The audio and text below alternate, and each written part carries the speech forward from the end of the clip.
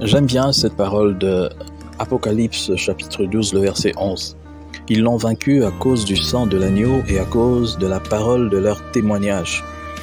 J'aime bien ça parce que ça nous rappelle que la conscience des pécheurs, de nous tous lorsque nous étions encore pécheurs, confirmait les accusations de Satan. Donc, le diable pouvait venir et puis nous réclamer même des sentences, des punitions. Regarde, tel a fait ceci. Mais Jésus-Christ a versé son sang, le sang qui purifie, le sang de l'agneau.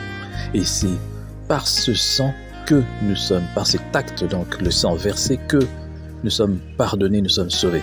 Rappelez-vous que la Bible dit « Il n'y a pas pardon de péché sans effusion de sang ».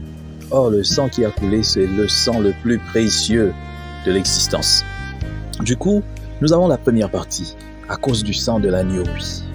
Mais pour que ce sang soit actif, ou puisse activer cette purification, cet état au fait de pureté en nous et de victorieux, nous devons rendre témoignage.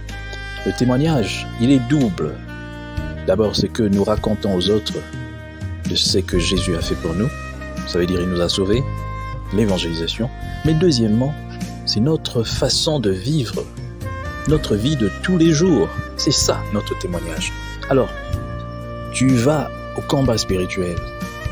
Beaucoup pensent que le combat spirituel, c'est comme le film de Sangoku.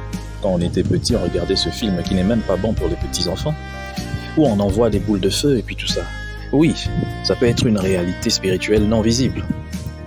Mais seulement pour que cela soit effectif, il faut d'abord que tu actives cela.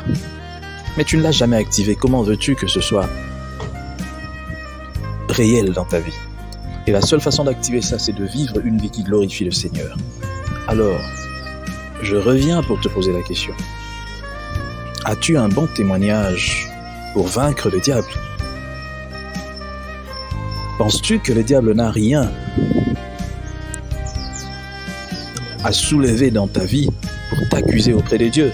Pose-toi la question. Et s'il y a quelque chose de ce genre, demande pardon à Dieu, abandonne cette voie et enfin, tu auras la victoire totale sur les diables, sur les démons, sur les sorciers, sur tout. Tu n'auras même pas besoin de chasser les démons. Ils s'en iront eux-mêmes parce que ta vie glorifiera le Seigneur.